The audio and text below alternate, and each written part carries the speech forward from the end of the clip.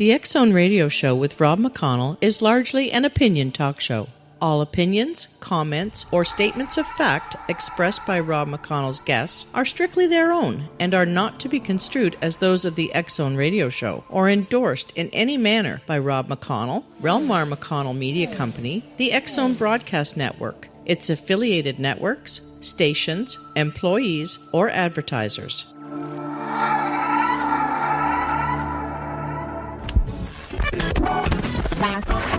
All Hit Radio.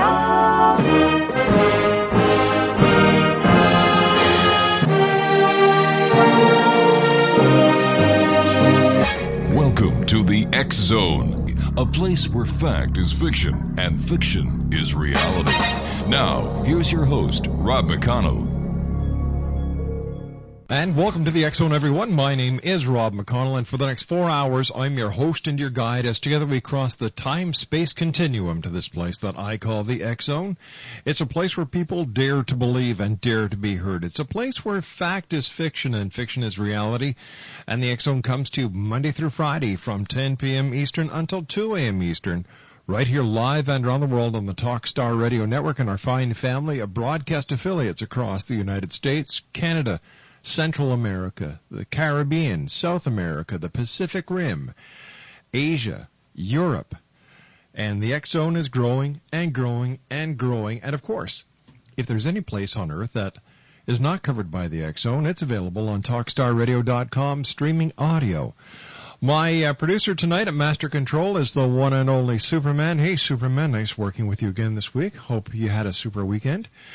By the way, we are back live on X Zone TV at www.xzonetv. You can watch and listen to our show live at www.xzonetv. On tonight's show, I have Gail Martin. She'll be joining me after the first break. Robert W. Morgan from the American Anthropological Research Foundation will be with us. William Federer will be talking about what most Americans don't know about Islam. And in hour number 4, the one and only Patrick Cook with the Cook Report. That is tonight here on the X Zone. Now, today is Monday, January the 21st. On this date in 1908, New York City made it against the law for women to smoke in public. In 1915, the Kiwanis Club was formed. Today is, Emma Bunton of the Spice Girl turns 32. She's known as Baby Spice. Singer Billy Ocean turns 58 today. He sang, "When the going gets tough, the tough get going." These days, when 2 a.m. rolls around, he's the one getting up to go. It's also Martin Luther King Jr. Day. And what you need to know, well, as part of her punishment for misdemeanor drunk driving, Lindsay Lohan is going to have to spend time at the morgue. I understand she's going to have a real dead time there. Suzanne Plachette, who played Emily Hartley on the Bob Newhart Show, died Saturday. She was 70. Alan Melville, 84, who played Sam the Butcher on the Brady Bunch, died of cancer Thursday in Los Angeles. Dr. Phil is feeling sorry. I guess he talked to himself, and he says that he's sorry for what he said about Britney, whatever that was. Chess master Bobby Fischer died Thursday of kidney failure in Iceland after a long illness. He was 64.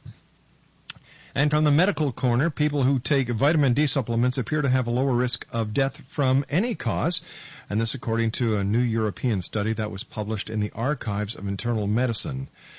Men are the unhappiest between the ages of 35 and 45, a time when most are likely to have midlife crisis, and this is coming from London's Evening Standard. The study was conducted by the British government. And Georgia Frontier, a former entertainer who inherited the Los Angeles Rams and moved the team to St. Louis in 1995, died Friday. She was 80 years old. Also, we have the top 5 surprises in the new Cloverfield movie. By the way, it's the number 1 film. It grossed something like $41 million this past weekend. Number 1 would have destroyed the Big Apple, but the New York Giants defense had a good time. Number 2, Monster stopped by writer's strike. Number 3, Creature really was only looking to meet Seinfeld.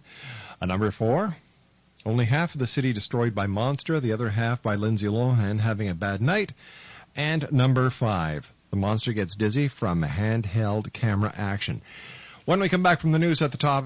no, wait a minute. It's not the news yet, is it? When we come back from this 2-minute commercial break, I'll be joined by Gail Martin. And she is the author of The Summoner and The Blood King in the Chronicles of the Necromancer series. And Gail will be joining us to tell us all about her new books right here on the X-Zone Radio Show on the Talkstar Radio Network and on X-Zone TV. 1-877-528-8255 is our toll-free number. And I will be back in 2 minutes with Gail Martin as the X-Zone continues live and around the world from our studios in Hamilton, Ontario, Canada. Don't go away.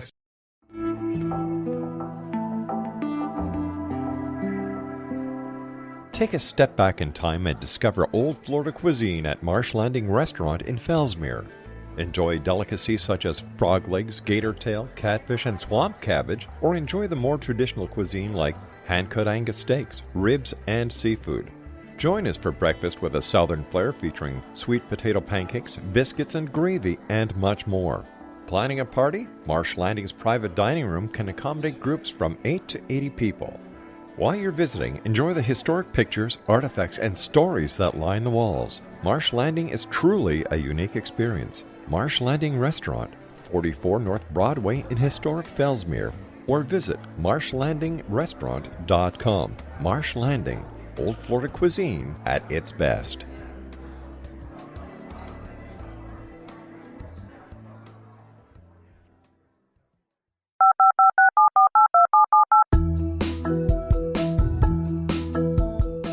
Did you know that when you're on the road with limited data or Wi-Fi, you can still listen to the X-Zone Radio Show with Rob McConnell, The Science of Magic with Gwilda Wiyaka, X-1, Dimension X, Space Patrol, and every minute of the X-Zone broadcast network by calling 213-401-0080, courtesy of Audio Now. No smartphone, app, or internet needed. It saves your data plan, and it's free if you have unlimited minutes. Call 213-401-0080 to listen on any phone, anytime, anywhere. Remember 213-401-0080 for the best of the paranormal, parapsychology, and sci-fi radio programming anywhere, 24/7, 365.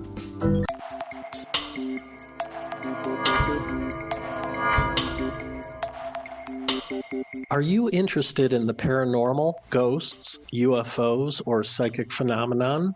Join me, Tim Bartley, co-host of Talking to Spirits with Lightworkers Tim and Justina, coming mid-January 2017 to the XZBN. We will channel spirits live and talk to them, revealing all kinds of amazing information. Spiritual attachments will be found and removed on the show, and so much more. To find out when you can listen to Talking to Spirits with Lightworkers Tim and Justina, visit www.xzbn.net for listeners on both sides of the veil.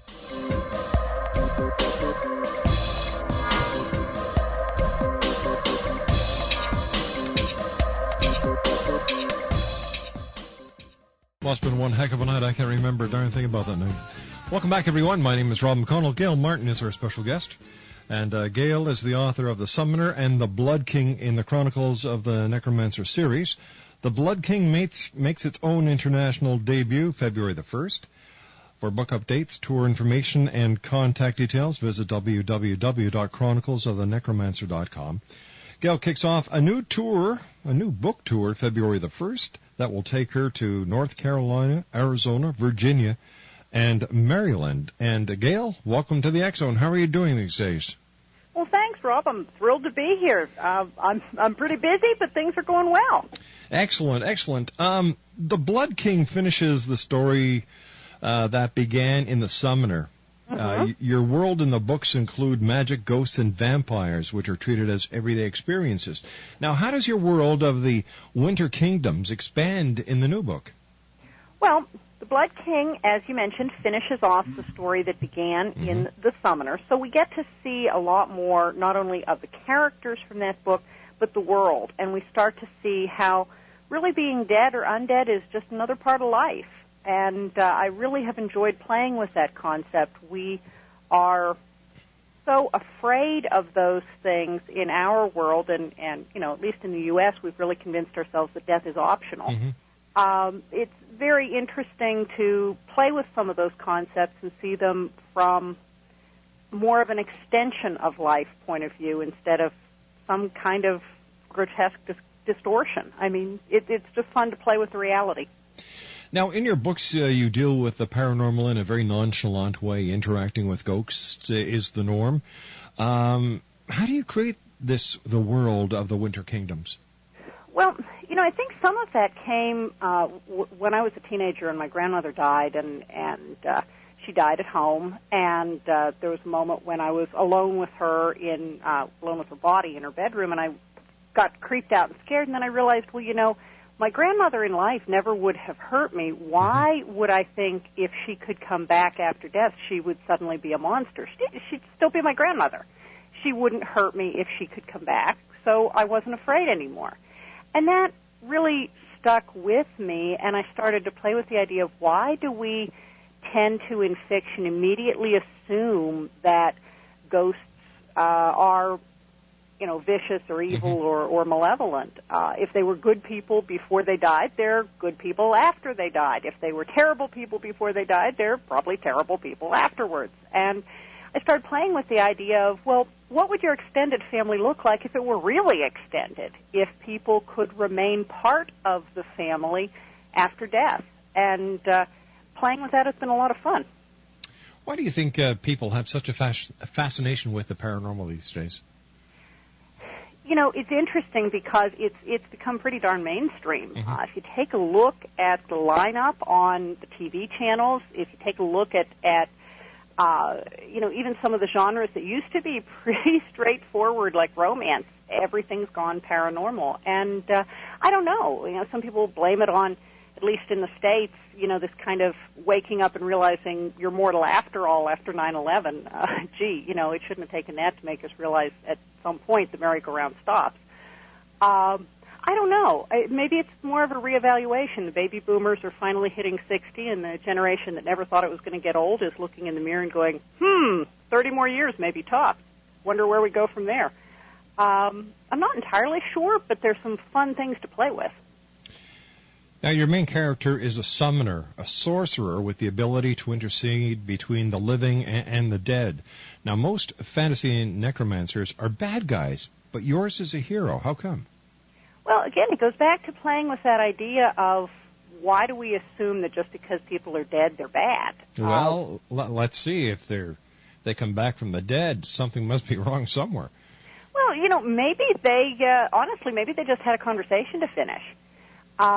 And that's one of the things, you hear so often people say when someone passes away, gee, if I just could have one more conversation with them, or if I could just ask them where they left the will, or I wish I knew where they put something. Well, what if you really could? What if there was someone who could open up that opportunity for you, whether it was to fix, the last time you saw somebody, you had a fight, and then they died, and you never got to make it right, or just the chance to tell someone goodbye.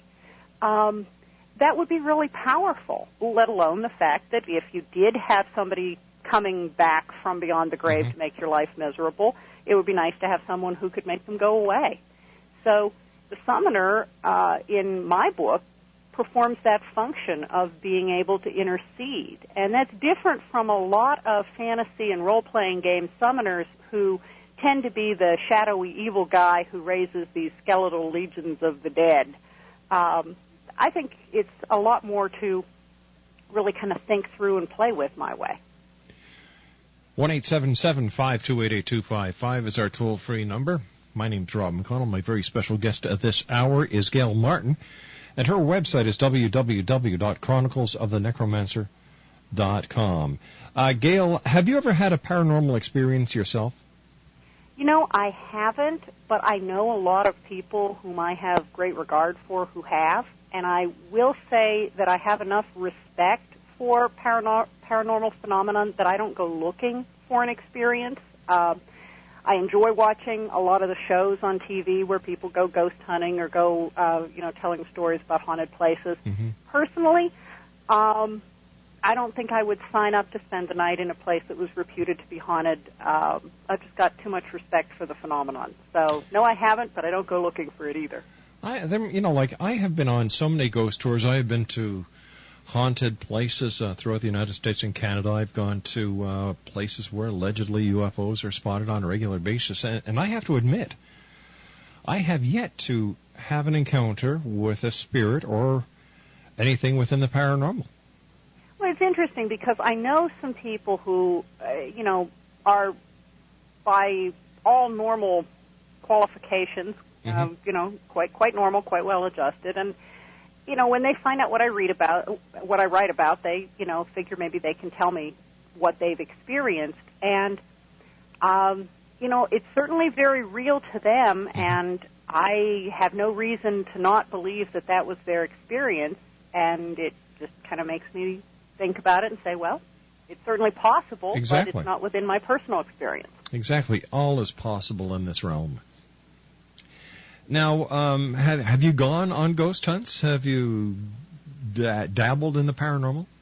I haven't gone on ghost hunts. I have been on some ghost tours, in some historic villages and some places like that, and I think it's fascinating. I love watching the shows on that. I'm quite addicted to haunted history and Most Haunted and some of those shows. But, again, as we said, I haven't seen anything, although I find it fascinating. Now, you seem to enjoy turning the conventional expectations of the paranormal upside down, inside out in your Necromancer, who's a good guy. The vampires aren't necessarily evil, and the ghosts are treated like extended family members. Now, where did you get these ideas where did these ideas come from? Well, it again comes back to, how afraid are you of death? Is it some big black hole after which everything goes away, or is it just a doorway to something that's different? Personally, I think it's more of a doorway, and so I'm curious to think what's on the other side and what might it be like. And the whole concept of, well, how many different ways can you come back and for different reasons really fascinates me. So, I explained a little bit about how I started to think about ghosts coming back and interacting positively with people. You hear about people who maybe say they have a sense that their dear departed mother is still looking over them and still watching out for them, or that they have a sense that their grandmother was with them even though she's died 30 years ago. So I think there's a lot of comfort to be taken from that. And as far as the vampires, again, it comes back to if you were a bad person before you were brought across, you'll probably look to misuse the ability afterwards. If not, then there's the whole issue of dealing with a trauma that you didn't ask for, that's radically changed your existence, and having to sort out your ethics in completely uncharted territory for essentially immortality. And that really fascinates me. Who would you become if you could essentially live forever? And why? And I really enjoy playing with those ideas. Tell me, would you really want to live forever? I don't think I would. Mm-hmm. I think it would be very difficult. You talk to people even now who live 90, 100 years, and they've outlived all of their family. They've certainly outlived their spouses, their children, sometimes their grandchildren, all of their colleagues, their friends, and their time. I think it would take an extraordinary person to be able to reinvent themselves as the times change. Even if they could make new relationships, we're so much a product of our own time. And that's one of the things that I really enjoy writing the vampire characters, I call them Vayash Maru in my book, is we don't often see inside the minds of vampire characters very deeply. And thinking about not just the wealth you could accumulate over several lifetimes, but the scars really fascinate me. Yeah, I guess you could outlive those you owe money to. That would be one of the benefits. A 30-year mortgage doesn't look so long. kind of say, yeah, sure, I'll sign it. Where do I sign it? Yeah, if I your car loan, hey, it's just a blink of the eye. Mind you, you'd have a hell of a time getting life insurance. You know, how old are you? 765? On the other hand, you're a good risk. I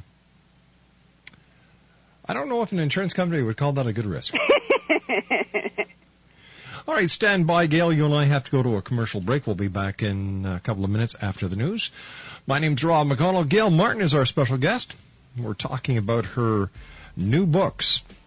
Are you ready for this? The Summoner and the Blood King and the Chronicles of the Necromancer series. Her website is www.chroniclesofthenecromancer.com.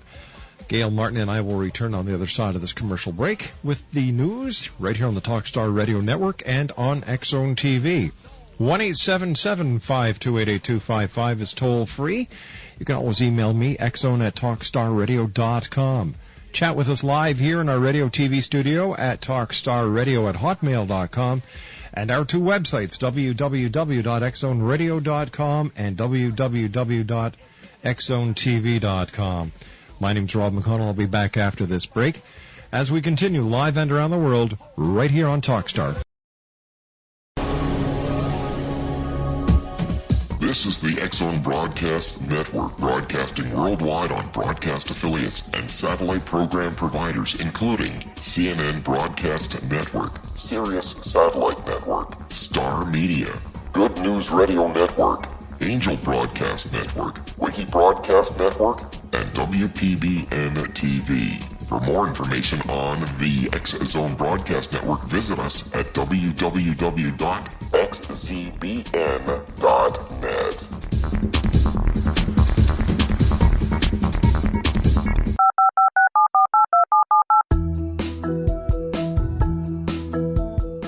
Did you know that when you're on the road with limited data or Wi-Fi, you can still listen to the X-Zone Radio Show with Rob McConnell, The Science of Magic with Gwilda Wiyaka, X-1, Dimension X, Space Patrol, and every minute of the X-Zone Broadcast Network by calling 213-401-0080, courtesy of Audio Now.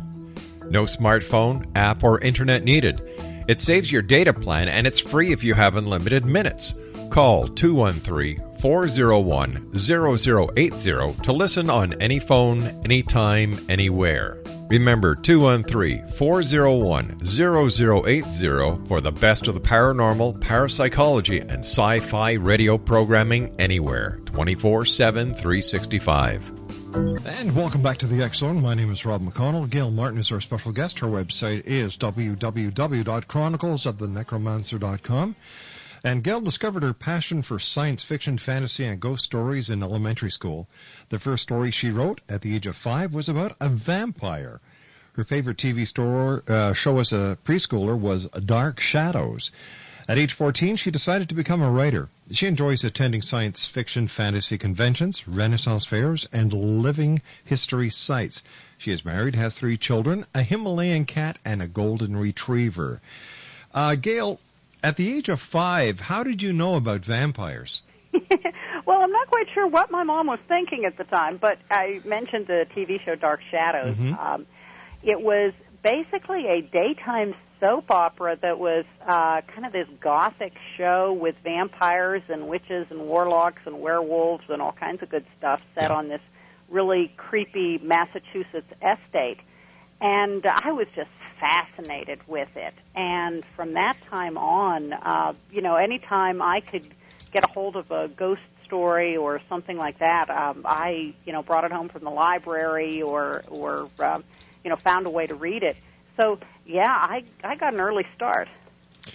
Now, at the age of 14, you decided to become a writer. What was your inspiration to become a writer? I think it was the first time it really occurred to me that, writers weren't somehow just born fully published, that they had to come from somewhere, and at some point, they were all 14 too and trying to decide what to do, and I loved books so much. It was just kind of like a light bulb that went on in my head and said, if they can do it, so can I. That's what I want to be. Okay, and as far as your favorite author, who is that? Boy, that is tough because there are so many great books that have really made an impression on me over the years. I don't get as much of a chance to read other people's stuff now because writing my own stuff is pretty time consuming, and I still have a day job. I still own my own marketing firm. But wow, in science fiction and fantasy, I love Mercedes Lackey and David Drake and Stephen Brust and Joel Rosenberg and David Eddings and, of course, Tolkien and Anne Rice, and that's just for starters. What inspiration would you have, or what words of advice would you have for young budding authors listening to us tonight? Wow, I think the best thing you can do is just never give up. Keep writing. The longer you write, the better you'll get at it. Find a circle of friends who are very supportive and start telling them stories. That's really the way I started. I started writing for the amusement of a handful of 3 or 4 friends, and that helped me learn how to become a better writer.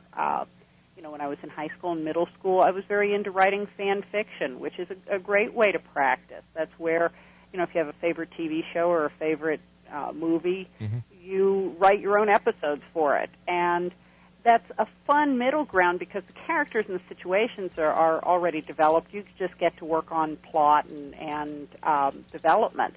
So it's a great practice ground. And gradually, what I wrote got better, and the circle of friends got broader, and finally got to the point where I felt confident that it was good enough to take it to the world. Now, is it harder or easier to write the second book in the series? I think it's easier because you at least know how the whole publishing cycle works. The story was very fully fleshed out in my imagination, so I knew where the plot was going. But even then, there are details that surprise me while I'm writing it, or things that come to mind that I really hadn't planned on putting in, but now they make sense, so they're there. It's very much a fully imagined world for me, so coming up with what's going on in it really isn't tough. Tell me, what was it like the very first time you held one of your books in your hand? Oh, absolutely amazing. It's up there with giving birth. You asked about advice for a budding writer. Yeah. For years, we're probably talking about 20 years here, whenever I would walk into a bookstore, it was a ritual for me to find the science fiction shelves and find the place on the shelf, normally right next to George R.R. Martin, where my book would have been. And I would put my hand on the shelf in that space and close my eyes and say to myself, mine's going to be here someday. So I can tell you that the first time last February that I walked into a Borders Books and I put my hand out and my book actually was there was an amazing experience. You're already working on Book 3, scheduled for a 2009 release. Can you tell us anything about it? Yeah. In fact, it's already in first draft. So actually it's about first and a half draft. I'm about halfway through the second draft of it. So it's coming along real well. It will pick up immediately after The Blood King, and there's a big mess to clean up. There's been a usurper king, and there's been quite a bit of upset. And I think one of the fascinating threads in the third book, which at least tentatively we're calling Darkhaven, is that there are moments in history after which nothing is ever the same again. And sometimes things that wouldn't have upset the apple cart under normal conditions just suddenly now take down the whole house of cards. And in the case of the Winter Kingdoms, Jared's coup was one of those moments. And so it will continue to have repercussions not only for the main country, Margoland, but for the rest of the kingdoms as well. And, of course, with a title like Darkhaven, you can be guaranteed we're going to spend a lot more time in that land holding, which is the sanctuary for the vampires. We'll be seeing a lot more of them. All right. Tell me, you're a Penn State alumni, the university behind the Paranormal State TV show. Did you ever have any experiences on campus with the buildings that are reportedly haunted? Well, everybody knows not to go up in the stacks at Petit Library at night. Way back there, and if you've ever been up in a college, university library, they're huge buildings, and the stacks are the older books and the less commonly used books. So they're up on a third or fourth floor. There's nobody up there. It's completely quiet. Creepy quiet. There's no foot traffic. It's only really hardcore researching grad students who ever go up there. And the rumor has it that many, many years ago there was a grad student who was murdered up in the stacks in Petit. I don't know whether that's actually true or not, but the rumor persists, and I don't think that there's anybody who's gone to school on main campus that hasn't heard about it. So since I was a grad student, I felt well warned to stay out of the stacks late at night. And there's some other buildings as well that are reportedly haunted either by students or faculty that just can't let go of tenure. And how many people actually have encounters with these entities, or are they just a gimmick? I have no idea. I mean, they certainly add to the campus culture. I never knew anybody personally who had seen one. It's creepy being up there. I can imagining that you've seen something. It is kind of the perfect setting. If somebody knocked you off up there, nobody'd find you for days. So, your mind starts playing tricks on you and thinking, well, that could really happen up here. But I never met anybody who actually had seen one. Now, with all the TV shows on haunted locations, historic ghosts, channeling spirits, and magic, the paranormal, it's becoming normal. How does that affect fantasy? I think it's a wonderful thing for fantasy because it really kind of brings it into the mainstream. Many years ago, people who wrote about rockets and space flight were just absolutely crazy because everybody knew that sort of thing would never happen. Well, we now have at least had some experience with rockets and space flight to say, well, okay, maybe they weren't totally crazy. And I think, fantasy pre-Harry Potter and maybe before about the last 10 years was really one of those things that you only kind of admitted after a secret handshake to folks that you read because... Either that or half a 40-ouncer of Jack Daniels. Yeah. You really had to be in the club before you'd admit that you read that stuff to people. And now, I think Harry Potter was a terrific door opener for a lot of people who may have just read it because it was so popular and then said, hey, this stuff isn't half bad, and gone on to find more in the genre. But between the TV shows, I've got a daughter who absolutely loves Charmed reruns. All of those TV shows that, whether they've got an angel or a ghost or someone with magical powers, you can't turn a channel without finding it anymore. So I think it's exposed a lot of people to something and brought it out of the weird fringes into, hey, this stuff's pretty cool. Do you see the television shares going the same way they did with every fad, that in a couple of years it's just going to be dead again and nobody's going to be talking about it? Well, I think everything is, kind of a fad and it comes and goes. But once you've exposed people to something, if they find out that they like it, they're going to keep coming back for it, even if the fad moves on. So people who discovered fantasy fiction because they saw the Harry Potter movies or they watched Charmed or they watched, Touched by an Angel or something on TV,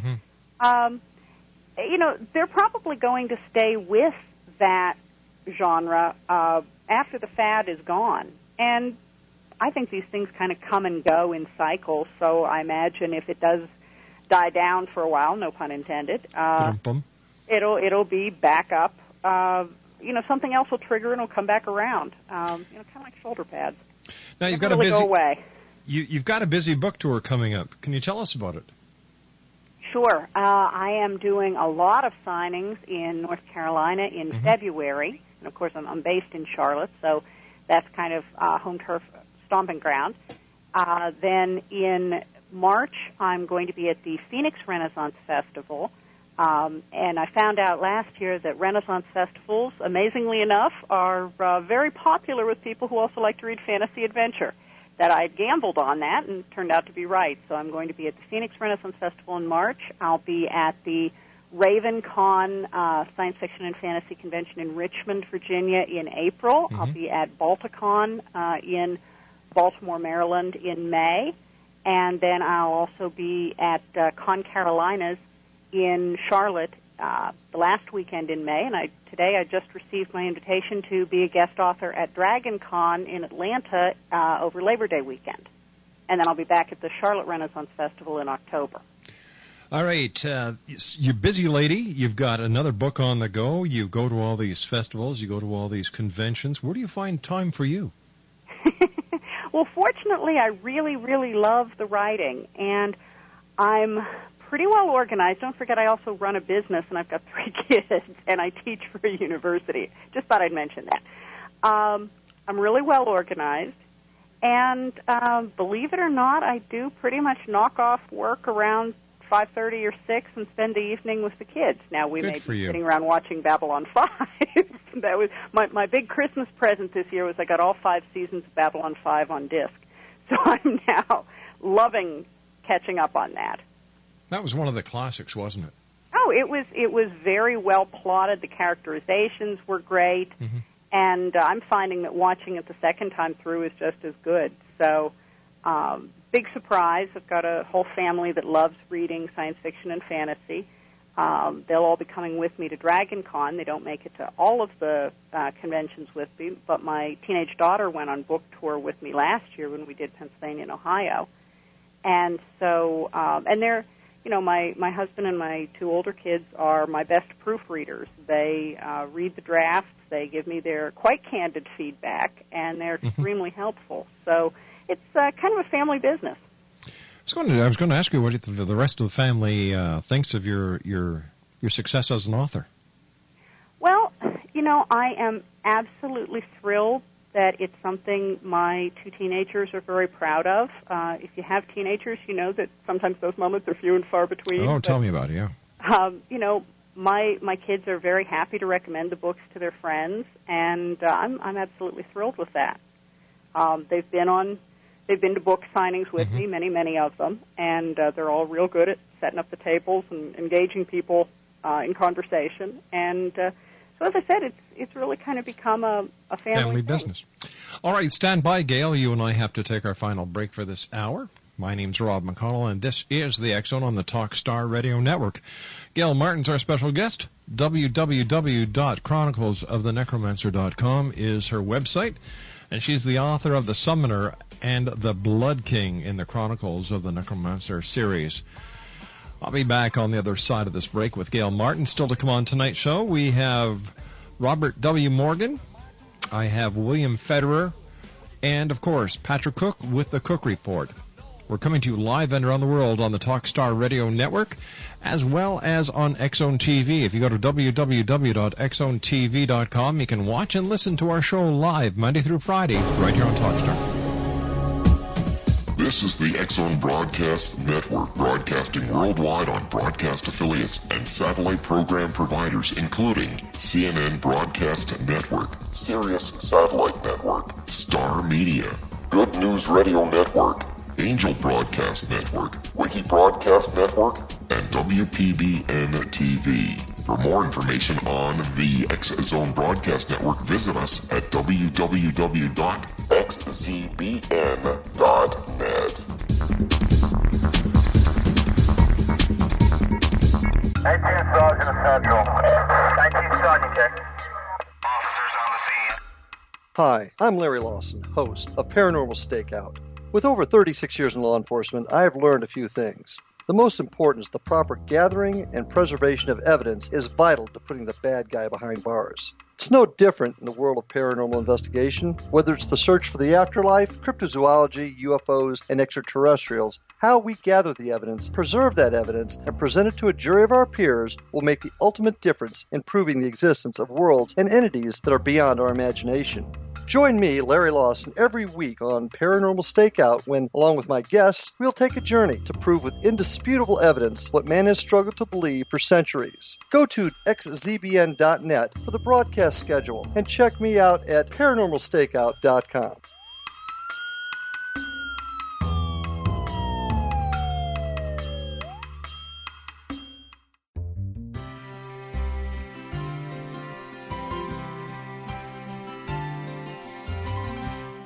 True healing must address 4 levels: physical, emotional, mental, and spiritual, for us to live joyful and productive lives.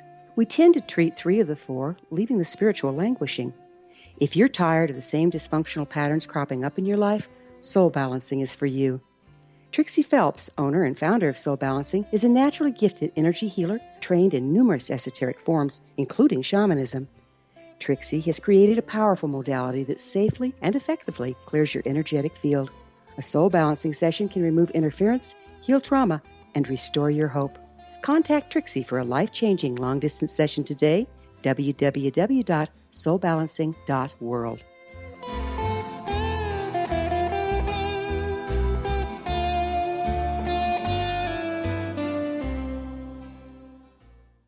Yes, sing it, Frankie, baby. Welcome back, everyone. My name's Rob McConnell. Gail Martin's our special guest. Her website is www.chroniclesofthenecromancer.com. Hey, Gail, it's always great having a talented, inspiring author on the show who is so enthused about her books like you are. Thanks very much for joining us tonight. Well, thank you for having me. It's always fun, and love being here. Thank you. Well, thank you. So, your kids, have they ever had an experience with the paranormal, things that go bump in the night? And no, they haven't, fortunately, but it's, they get to see the same TV shows that I'm watching, so they're quite familiar with the concept. I think they all kind of err in the same direction I do, which is we're taking it seriously enough that we don't go looking for it. All right, I have to ask you this. How does being a fantasy author specializing in the paranormal affect your everyday life? It's funny because there are folks who, I guess, kind of assume that everybody who writes, detective stories is a cop, and everybody who writes westerns is a cowboy. So, every now and then you run into folks who, I guess, figure that you're a ghost hunter or something for a living, which, my background is in marketing, so that's not exactly the case. It causes a few people to scratch their heads. Most people, I think, have been pretty cool about looking at it and going, "Oh, that's different, but that's pretty neat." I'm a member of my local Chamber of Commerce, and they list my book signings and have shown up in support at some of my signings. So actually, people make the transition pretty cool. It's just, one of the more unusual part-time jobs. No, I don't think it's unusual. I think it's rather normal. Yeah. Normal for me. Me too. Gail, thanks very much for joining us. Let our listeners know how they can get copies of your books and your website, please. Okay, well, The Blood King should be in stores and online everywhere February 1st. So please look for it at your local bookstore or online at Amazon. And the website is www.chroniclesofthenecromancer.com. You can get excerpts from both The Summoner and The Blood King there, interviews, cover art, screensavers, all kinds of fun stuff. Spoken like a true marketing person. Gail, take care of yourself. Always great talking to you. Take care. Thanks so much, Rob. Good night. Bye-bye. Bye-bye. Good luck on your tour. Thank you. Bye-bye. Bye now. Gail Martin, what a lady. You can tell she's got the marketing down pat, right? She's got creams, screensavers, this, that, and the other thing. I admire somebody with that much gusto. When we come back from the news at the top of the hour, Robert W. Morgan will be joining me. We're going to be talking about Bigfoot as well as other species that seem to come and go.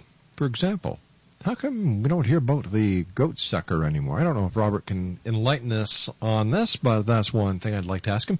And since he is somewhat of a UFO expert, I'd like to get his opinion on the Stephenville UFO, which, by the way, according to pilots now has been solved.